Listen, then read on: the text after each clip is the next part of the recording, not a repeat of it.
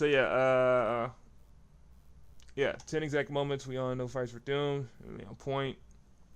Great channel. They got a milli. They're tough. And let's go. The second that Max Holloway started to speak during an appearance on UFC Tonight leading up to his featherweight title defense against Brian Ortega, it was apparent to anybody watching that something was seriously wrong. The next fight is always the biggest fight, and Ortega is the next guy up. You know, he got a great team. The slurring and slurred speech, the glazed over expression, these are instant red flags for any fight fan, or any fighter for that matter, like Michael Bisping, who would call it out right there on the broadcast. You know, don't be offended when I say this, but you look like you just got out of bed. Are you tired? What's going on? How's the weight cut? You know, are you drained? I mean, you look a little sleepy. The Nah, that's the face of a nigga that's not fighting the next tonight. He out of there. He gone.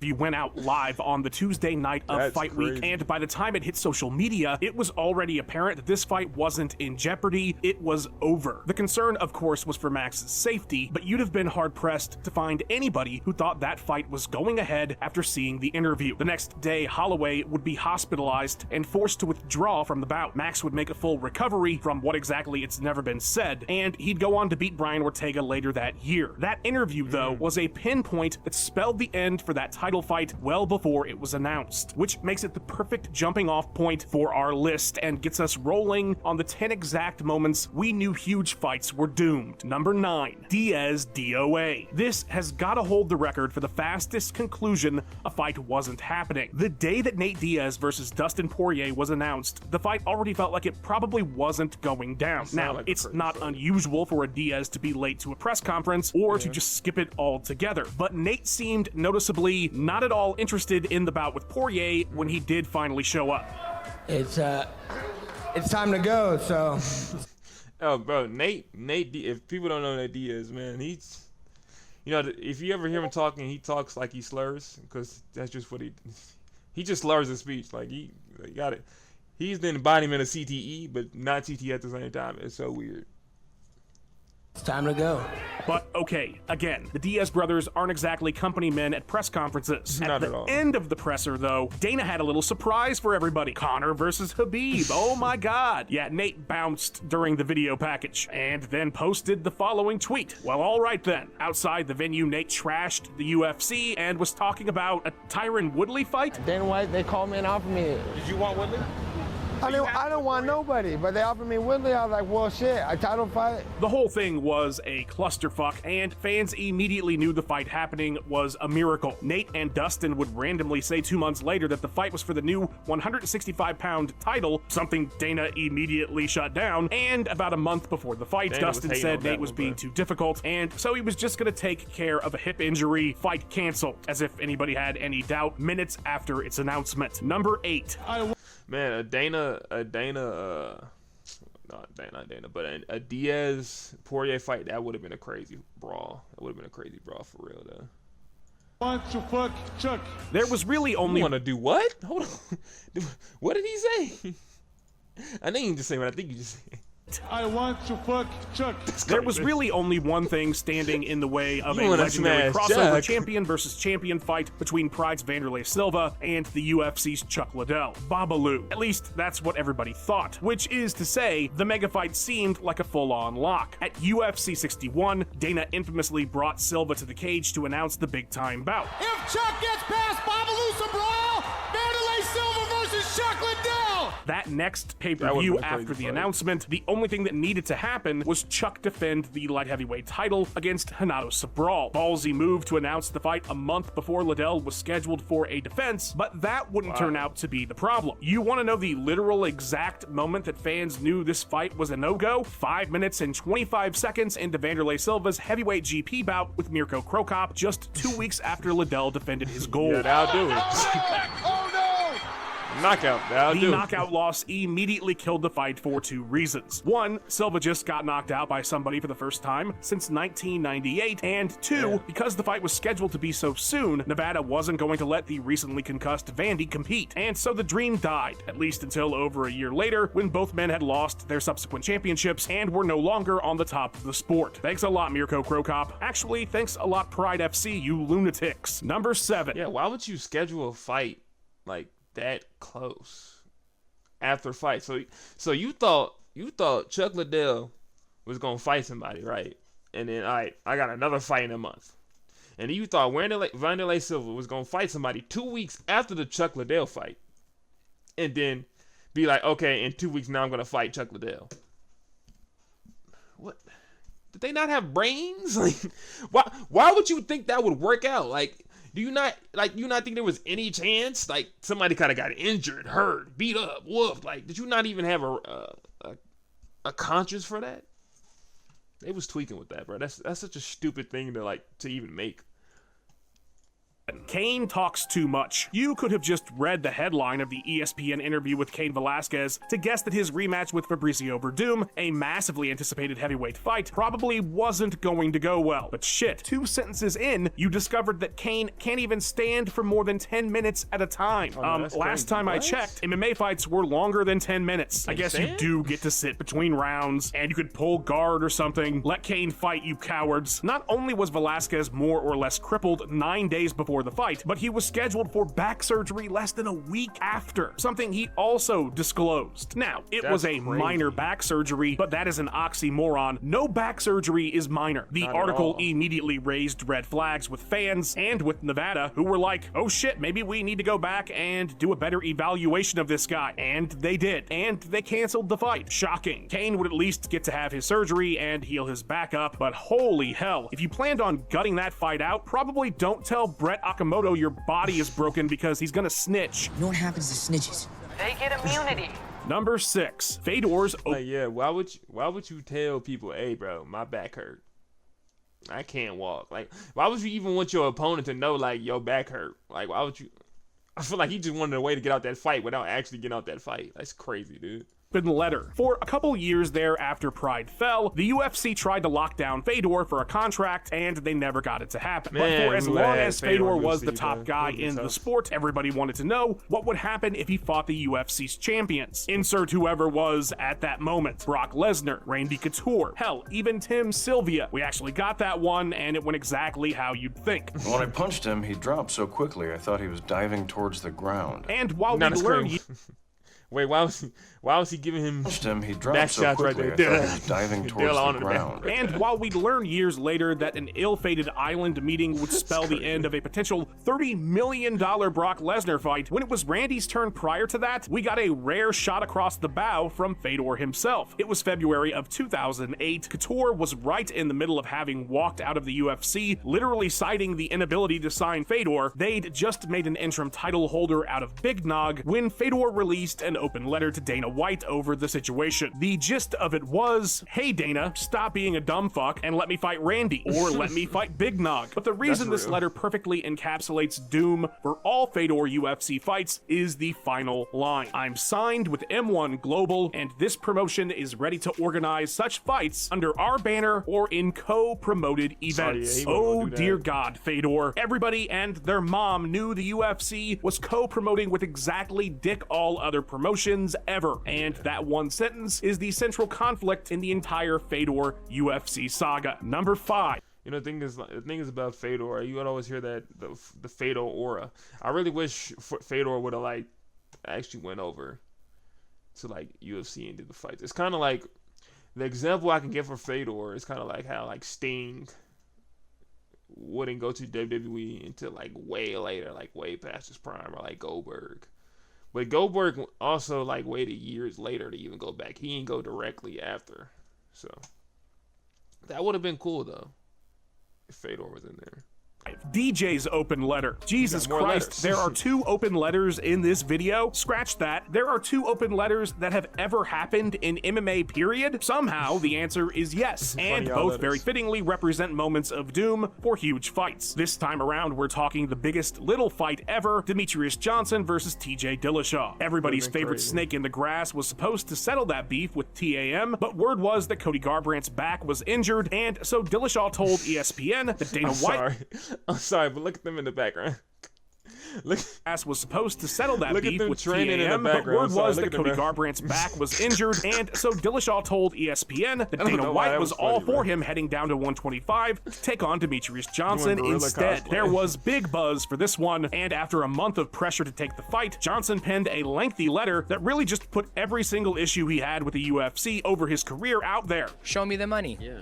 Simple as that. with a major portion of it being about why he didn't want the Dillashaw fight. He was worried TJ wouldn't make weight and nullify his title defense record, that the UFC wouldn't compensate him if that happened, that they were bullying him publicly to force him into the fight, which, to be fair, the letter went into his overall sentiment towards the promotion as well, and there was zero chance in hell that if you saw that letter, you thought this fight was going to happen. You probably didn't think that flyweight was going to exist much longer. They never pulled ratings, they never pulled pay-per-views. It just, I don't know. Number 4. and the worst thing about DJ, man, he got so disrespected during his prime, right?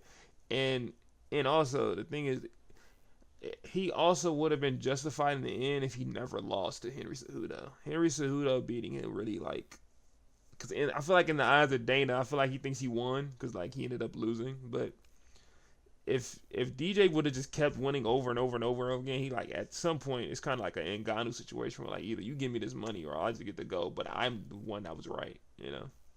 But shout out to DJ. He just retired, I think, last year or the beginning of this year, so. Lesnar works everybody. Was a fight between Brock Lesnar and then heavyweight champion Daniel Cormier in 2019 stupid? Absolutely. Did I want to see the shit out of it? I mean, didn't everybody? I'm sure you all That remember. would have been such a stupid, dumb, beautiful fight. We got Brock Lesnar juiced to the gills, and we got DC Happy Eye just powered off of Popeyes and cupcakes. Would have been glorious. The setup. DC becomes the double champ, calls out Lesnar, Bork gets into the cage, pushy shovey woo woo, and we're off to the races. Pushy-shovey Brock woo-woo. re-entered the USADA testing pool the day after the viral confrontation. Now we just needed to let this thing cook for the next 6 months until the Beast Incarnate was eligible. They'd have given him an exemption, but that didn't work out too great last time. Anyway, things were a bit too quiet failed on this drug massive test. moneymaker fight, and if you Twice. ask this cartoon man, it was never going to happen. But the moment most of us knew it was doomed was when in late 2018, Brock re-upped his contract with the WWE. Now, he'd had the ability to do both in his contract, but word around the campfire was that Lesnar had used this whole UFC saga to worry the WWE that he might not re-up his contract and leveraged it for a better deal. Interestingly enough, we would find out much later that Cormier would get back surgery a month after that re-signing by Lesnar. Now, if that fight was supposed to happen I'm sorry, why the Cormier got this damn hairnet on? He ain't got no hair, bro. Why they give him this count, man? He ain't got no hair, bro. And if he did it, he got a little bit of hair. Ain't nothing getting messed up, gang. surgery a month after that re-signing by Lesnar. Now, if His that goofy fight was eye. supposed to happen 3 months later, no chance in hell DC gets the surgery beforehand and misses out. He knew Lesnar was done. It wouldn't be until right around the time that fight was supposed to take place that Dana White finally officially broke the news that Brock had retired from mixed martial arts and that the Cormier fight was never happening. No, he's done. He's made his decision. Something most fans assumed after Lesnar's new WWE deal got inked. Number 3. And also, to be honest with you, Brock shouldn't even be given the chance to even come back after he failed them 2 drug tests against Mark Hunt. Because that's just disrespectful. Like, you was juiced to the gills. They let you fight him juiced to the gills, and you think you're going to have him fight again? That's insanity.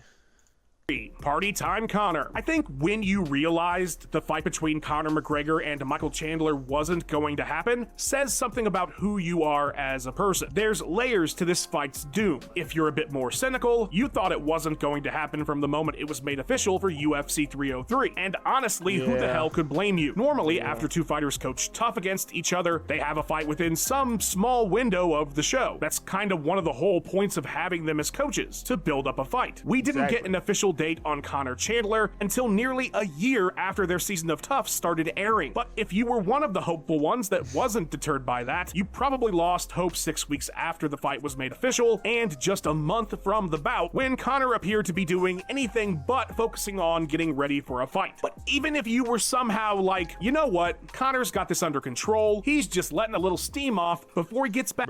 Bro, this man Conor, bro, was, I ain't gonna lie, this thing pissed me off, man. Conor McGregor, one of the best UFC fighters, but man, you are so annoying, bro. You hold Michael Chandler for so long. You was up there doing all the, first off, when you broke your leg, you messed around and did all the steroids you could to fix it. Okay, I get it. You the reason USADA stopped doing it because you wanted to cheat your way into the next fight. But you do all that right. You get rid of USADA, you get rid of testing, and you still don't fight him?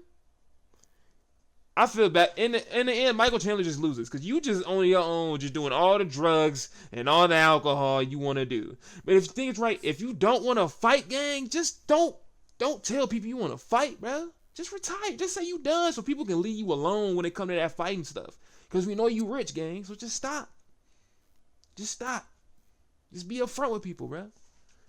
Same thing with John. Just be upfront with people. Just say either I'm done or I'm gonna keep going. Like it's crazy. Back in the cage for the first time in 3 years, you were definitely completely done with believing in this fight when a scheduled press conference less than a month out in Dublin was canceled out of the blue right before it was meant to take place. That was the doom spot for the most hopeful among us. 10 days later, we'd find out about Conor's pinky toe injury, and this long, painful process was over. Number 2, Wilder money. To this day! Dana White isn't a hard guy to read. He very much wears his heart on his sleeve, and so when you get a certain tone out of Dana and he phrases something in a certain way, you know exactly what it is he thinks. In early 2020, there was a bunch of buzz about a potential fight between Jon Jones and Francis Ngannou. Bro, I ain't gonna lie, man. Dana, you should have just gave them the money, man. It's the same thing with this Jon Jones thing. Dana, just give him the money. It's one fight. Give him the money, man. Give him the money. Jon Jones versus Ngannou could have been amazing. Just give the money up. You got it. Just get the money. Up there paying for slaps and shit, but not this. Like, what are we talking about? Ngannou at heavyweight, but things quickly devolved when money came up. Jones rightly wanted better compensation for taking the risk of moving up to heavyweight. The UFC decided they weren't having any of that. Which is After crazy. all, these were hard times for the promotion. This was Pandusky times, remember? What would end up being one of the UFC's biggest boom periods. Anyway, if you were paying much attention, things weren't looking great from the jump based on JBJ's ever insightful Twitter account. But the nail in the coffin that made everybody go, oh, okay, yeah, this fight is never happening, was when Dana went scorched earth on Jones and claimed he wanted $30 million for the fight. Pay that man. It's fun working out in the gym in the morning, seeing tweets from Jon Jones saying I'm lying. Told my lawyer he wants what Deontay Wilder was paid. Now, did he want $30 million? I have no idea. But not a damn soul saw that clip and thought, okay, yeah, this is going great. 3 months later, Jones would vacate his light heavyweight title and spend nearly 3 years away from the cage, by which point Ngannou wasn't even in the UFC anymore. Which isn't to say there weren't other attempts during that period to make the fight. There were, but it all came down to that sound bite from Dana, and if you ask me, it's the same reason we're never going to get that Aspinall fight either. Number 1, lock. Dana just refused to show him that money. Give him that 30. If you want 30, give him that 30 mil, bro. You got it. You got 30. Give him the 30 mil, bro. Now if you put online, hey, we gonna give you 30 million, and he still don't fight, then that's Jon Jones' fault. It's not yours. It could all be so simple, dude. Lockdown Blues. Look, by 2020, 5 full-on attempts into making Tony versus Khabib, I think most of us would take any negative sign to mean that the fight was going to get canceled. But dude, when you add in COVID lockdowns, I mean, there's just absolutely no chance in hell anybody thought this fight was happening prior to the official announcement that it was off. So here's how things went down. First, the fight is announced for mid-April in New York. The announcement came in December of 2019 when none of us had any clue that people just started not being able to taste their food in Wuhan. By March, New York shut down mass gatherings, and the commission said you gotta move the card somewhere else. It was already dicey that the event was going to take place at all in that moment, but far more devastating news had taken place at the same time if you were paying attention. Russia started banning travel in and out of the country. Now, because of restrictions in California, Khabib was forced to finish his camp back in Russia. But with the new travel bans, Khabib was stuck there and would take to Instagram Live to discuss the issue. I know, brother, everybody crazy, but they say I have to fly somewhere, but nobody knows location. The writing was all over the wall. There was no way this fight was happening, and sure enough, the day after the live about being unable to travel, Khabib announced that he would have to pull out of the fight. And just a few days after that, UFC made it official that Justin Gaethje would be stepping in. The most cursed fight ever, picked the most cursed time in recent memory to give it one last go, and we will never get over it. But you know who could help us heal? The editor of this video, Max Randall. Please follow him on all his socials. So yeah, that's the end of the video right there for 10 exact moments we all knew fights were doing. Yeah, but man, Tony versus Khabib would have been such a great fight, and it got canceled a million times, and we never got it. One time the fight got canceled because Tony Ferguson slipped on a wire and tore his whole knee apart. That's like the most wanted